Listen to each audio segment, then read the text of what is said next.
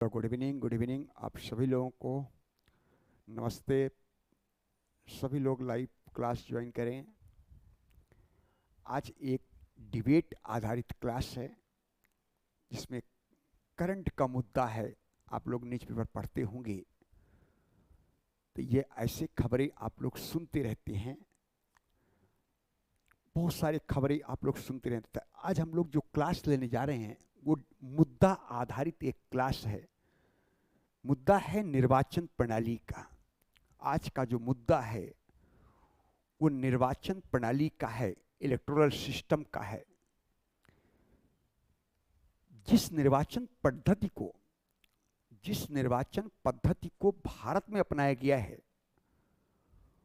वो आप सभी लोग जानते हैं कि भारत में जनप्रतिनिधियों का चुनाव जो होता है वो फर्स्ट पास्ट द पोस्ट प्रणाली के माध्यम से चुनाव होता है। भारत में जो जनप्रतिनिधियों का चुनाव है, भारत में अभी लोकसभा का चुनाव होने जा रहा है, तो जो भी भारत में जनप्रतिनिधियों का चुनाव होता है उस चुनाव को कराने के लिए एक प्रणाली अपनाई गई है जिस प्रणाली का नाम फर्स्ट पास्ट द पोस्ट ये सिस्टम का नाम है। फर्स्ट पास्ट द पोस्ट इसका मतलब होता है कि जिस उम्मीदवार को सबसे अधिक मत प्राप्त होते हैं, जिस उम्मीदवार को सबसे अधिक मत प्राप्त होते हैं उस उम्मीदवार को हमारे भारत में विजयी घोषित कर दिया जाता है।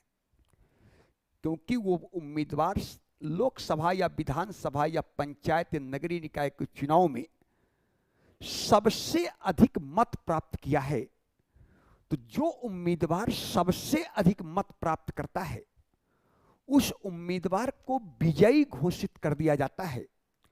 इस व्यवस्था को, इस प्रणाली को फर्स्ट पास्ट द पोस्ट व्यवस्था सिस्टम के नाम से जाना जाता है। यह प्रणाली इंग्लैंड में भी है और भारत में भी है, लेकिन इस प्रणाली का सबसे बड़ा प्रॉब्लम है कि सबसे अधिक मत प्राप्त करने वाले उम्मीदवार को विजयी घोषित कर दिया गया, लेकिन कई बार ऐसा भी होता है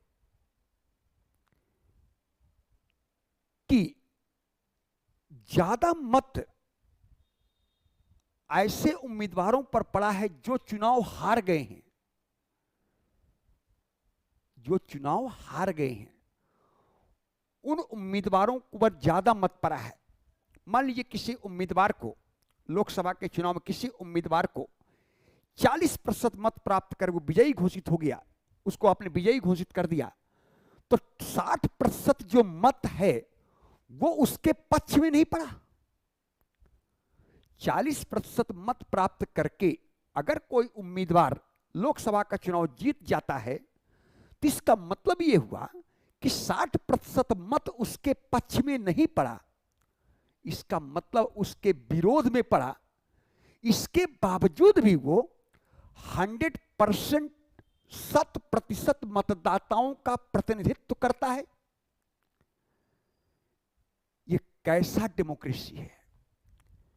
जबकि आप लोग सभी लोग जानते हैं कि भारत विश्व का सबसे बड़ा लोकतंत्र है और लोकतंत्र में सरकार बहुमत की होती है, लेकिन हमारे देश में कोई भी सरकार बहुमत की आपको नहीं दिखाई देती है। जब बहुमत की बात करते हैं तो कुल मत का 50% +1, इसको हम लोग बहुमत की सरकार बोलते हैं कि बहुमत प्राप्त है। ये दोष आज ही नहीं दिखाई देता है, ऐसा दोष आज नहीं दिखाई दे रहा। जब हमारे देश में पहला लोकसभा का चुनाव हुआ तो उस पहले लोकसभा के चुनाव में भी 44.87% मत ही पड़ा है। 44.87% मत पड़ा है फर्स्ट लोकसभा के इलेक्शन में। जिसमें से 489 सीट 489 सीट थे लोकसभा का, और कांग्रेस पार्टी को 364 सीटें प्राप्त हुई थी, और दूसरी सबसे बड़ी पार्टी सीपीआई था जिसको 16 सीटें प्राप्त हुआ था। इसका मतलब ये व्यवस्था में अगर दोष आज दिखाई देता है तो ये दोष आज का नहीं है, ये दोष सिस्टम का है कि आप सबसे अधिक मत प्राप्त करके विजयी हो गए। इसका मतलब है कि अगर 40% मत प्राप्त करके कोई उम्मीदवार विजयी घोषित हो जाता है तो यह सिद्ध करता है कि 60% मत उसके पक्ष में नहीं पड़ा है, इसका मतलब उसके विरोध में पड़ा है, उसके विपक्ष में पड़ा है। इसके बावजूद भी उस 100% मतदाताओं को अपने क्षेत्र में रिप्रेजेंटेटिव है, रिप्रेजेंट करता है।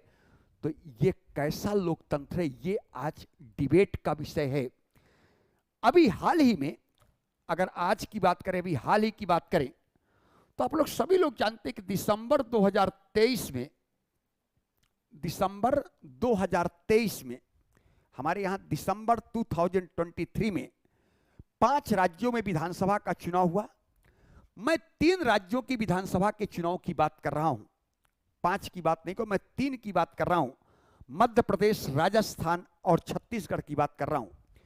मध्य प्रदेश, राजस्थान और छत्तीसगढ़ में अगर देखें तो इन तीनों राज्यों में कांग्रेस पार्टी को वोट मिला है 3,90,00,000, जबकि बीजेपी को वोट मिला है 3,81,00,000। इसका मतलब है कि 9 लाख मत बीजेपी से कांग्रेस पार्टी ने ज्यादा प्राप्त किया। इसके बावजूद भी आप लोग जानते हैं कि मत ज्यादा होने के बावजूद भी सीटों में परिणाम सीटों में तब्दील नहीं हो पाया, और कांग्रेस से ज्यादा बीजेपी की सीटें तीनों राज्यों में ज्यादा है, तीनों राज्यों में अधिक है। और आज तीनों राज्यों में बीजेपी की सरकार है, कांग्रेस अपोजिशन में है। जबकि मत संख्या देखा जाए तो बीजेपी की तुलना में कांग्रेस को 9 लाख वोट ज्यादा मिले, लेकिन 9 लाख वोट ज्यादा मिलने के बावजूद भी परिणाम क्या आया कि वो परिणाम सीटों में तब्दील नहीं हो पाया। इसका मतलब इसका सबसे पहला दोष जो दिखाई दे रहा है कि कई बार आप लोग देखते हैं कि मतों के अनुपात से अधिक या कम सीटें प्राप्त होती हैं, मतों के अनुपात से अधिक या कम सीटें प्राप्त होती है, कि बीजेपी को कम मत प्राप्त होकर के भी ज्यादा सीटें मिल गई और कांग्रेस ज्यादा वोट हासिल करके भी कम सीटें हासिल कर पाया। और आज तीनों राज्यों में अपोजिशन की स्थिति में दिखाई दे रहा है, आज तीनों राज्यों में कांग्रेस अपोजिशन में है। यह पहला सबसे बड़ी समस्या है। अगर लोकसभा की बात करें, जो पिछले 2 लोकसभा की बात करें, तो अगर हम लोग, ये तो मैंने दिसंबर 2023 में जो विधानसभा का चुनाव हुआ, विधानसभा का चुनाव, उसका मैंने आप लोगों को उदाहरण देकर बताया कि कांग्रेस को कितना वोट मिला, बीजेपी को कितना वोट मिला, और उतना वोट प्राप्त करने के बावजूद सीटों की संख्या में तब्दील नहीं कर पाया, और आज कांग्रेस पार्टी अपोजिशन में है। इसका मतलब दोष है।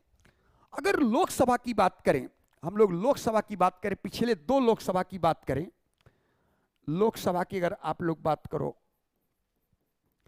तो लोकसभा 2014 में जब लोकसभा का चुनाव हुआ, 2014 में लोकसभा का अगर चुनाव देखें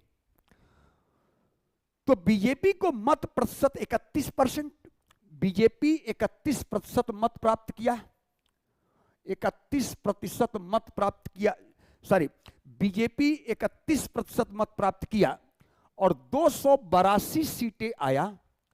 31% मत हासिल करके बीजेपी 282 सीटें प्राप्त किया। और अगर सीटों का प्रतिशत देखा जाए तो सीटों का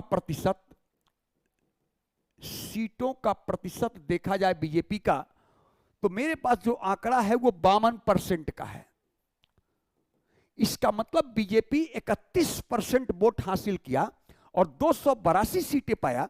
और अगर सीटों का प्रतिशत देखा जाए तो इसका मतलब 52% सीटें बीजेपी ने 2014 में जीता, जबकि मत प्रतिशत 31% है और सीटों का प्रतिशत 52% है और सीटों की संख्या 282 है। इसका मतलब मत प्रतिशत कम है और सीटों का प्रतिशत 52% है, इसका मतलब है कि दोष तो आपको दिखाई दे रहा है। इसी प्रकार यदि हम लोग 2019 का देखा जाए, 2019 का लोकसभा का चुनाव देखा जाए, तो बीजेपी को, जो बीजेपी रूलिंग पार्टी सरकार में है, उसे मत मिला 37%, बीजेपी को 37% मत प्राप्त किया और 302 सीटें हासिल किया, 302 सीटें। और अगर सीटों का प्रतिशत देखा जाए, सीटों का प्रतिशत देखा जाए तो 56% सीटें प्राप्त किया, 56% सीटें प्राप्त किया। इसका मतलब आपको स्पष्ट समझ में आ रहा है कि दोष तो दिखाई दे रहा है। जो हमारे यहां निर्वाचन प्रणाली में, जो चुनाव प्रणाली के लिए जो पद्धति हमने अपनाया है, जो पद्धति हमने अपनाया है, फर्स्ट पास्ट द पोस्ट प्रणाली, कि सबसे अधिक मत प्राप्त करने वाले प्रत्याशी को विजयी घोषित कर दिया जाता है। इसका मतलब है कि हो सकता है कि सारे जितने जो भी लोकसभा का चुनाव हार गए, उनके मत प्रतिशत को जोड़ दिया जाए तो उनका मत प्रतिशत ज्यादा है, लेकिन ज्यादा मत प्रतिशत होने के बावजूद भी वो हारे हुए हैं और 40% मत प्राप्त करके अगर चुनाव जीत गया तो 60% मत जो पड़ा वो उम्मीदवार के पक्ष में नहीं पड़ा, इसके बावजूद भी वो 100% मतदाताओं को रिप्रेजेंट करता है। इस व्यवस्था का सबसे बड़ा दोष है। और दूसरी बात, चूंकि मतदाता उम्मीदवार को वोट करता है, उम्मीदवार को वोट करता, ना कि पार्टी को वोट करता। पहली बात ध्यान रखिएगा, हमारे यहां उम्मीदवार को वोट किया जाता है, पार्टी को वोट नहीं दिया जाता है। कंफर्म हुआ, पार्टी को वोट नहीं दिया। इसके बावजूद भी देखते हैं कि कई बार मत प्रतिशत के आधार पर सीटें की संख्या कम भी हो जाती है, सीटों की संख्या ज्यादा भी हो जाती है। कंफर्म, जैसे अभी मैंने आपको बताया कि जो विधानसभा का चुनाव हुआ 2023 में, उन 3 राज्यों के विधानसभा चुनाव के परिणाम की मैं बात करूं तो मैंने कहा कांग्रेस को वोट मिला, कांग्रेस को कुल मत मिले 3 राज्यों विधानसभा के चुनाव में 3,90,00,000 और बीजेपी को वोट मिला 3,81,00,000। इसका मतलब 9 लाख वोट बीजेपी से ज्यादा कांग्रेस प्राप्त किया। इसके बावजूद भी मत ज्यादा होने के बावजूद सीटों की संख्या में तब्दील नहीं कर पाया। इसका मतलब है कि आज कांग्रेस अपोजिशन में है और बीजेपी सरकार में है तीनों राज्यों में। ये एक बड़ा दोष है। हालांकि इन दोषों को दूर करने के लिए हमारे यहां प्रयास नहीं किए गए, किसी कमेटी की रिपोर्ट नहीं आया, ऐसा नहीं कहा जा सकता। जीवन रेड्डी कमेटी, जीवन रेड्डी जो विधि आयोग के अध्यक्ष थे, उन्होंने भी सिफारिश किया था कि निर्वाचन प्रणाली में कुछ बदलाव किया जाए। और संविधान समीक्षा आयोग के अध्यक्ष थे, संविधान समीक्षा आयोग के अध्यक्ष हुआ करते थे हमारे यहाँ एम.एन. वेंकट चलैया कमेटी की रिपोर्ट में भी निर्वाचन प्रणाली में सुधार की सिफारिश किया गया था। लेकिन आज तक कोई भी भारत की सरकार इस दिशा में कोई ठोस कदम नहीं उठाया है, क्योंकि उसको देश हित से मतलब नहीं है, उसको तो अपने पार्टी हित से मतलब है कि अगर हम कम मत प्राप्त करके भी सीटें ज्यादा, तो सरकार बनाने के लिए विकल्प हो गया, सरकार पार्टी को तो फायदा हो गया। इसलिए आज तक कोई पॉलिटिकल पार्टी, एक पॉलिटिकल पार्टी की मैं बात नहीं कर रहा हूं, आज तक कोई भी पॉलिटिकल पार्टी इस दिशा में अपनी ओर से इनिशिएट नहीं किया, अपनी ओर से पहल नहीं किया कि सिस्टम में कोई सुधार होना चाहिए। लेकिन जो देश के बौद्धिक वर्ग हैं, वो लोग अनुपातिक प्रणाली की अब वो लोग मांग कर रहे हैं कि इसमें कुछ रिफॉर्म किया जाए, तो अनुपातिक प्रतिनिधित्व प्रणाली की बात कर रहे हैं। अब कई लोग बौद्धिक वर्ग देश के ऐसे हैं जो अनुपातिक प्रतिनिधित्व प्रणाली की बात कर रहे हैं, अनुपातिक प्रतिनिधित्व प्रणाली की बात कर रहे हैं कि निर्वाचन प्रणाली जो हमारे देश में हो वो फर्स्ट पास्ट द पोस्ट न हो करके अनुपातिक प्रतिनिधित्व प्रणाली के तहत किया जाए, जो कि अधिकांश यूरोपियन कंट्री में दिखाई देता है। अधिकांश यूरोपियन कंट्री में, इंग्लैंड दिखाई 28 यूरोपियन कंट्री में से 21 यूरोपियन कंट्री में अनुपातिक प्रतिनिधित्व प्रणाली को अपनाया गया है। ये ध्यान रखेंगे। इसका मतलब अब ये मांग उठने लगी।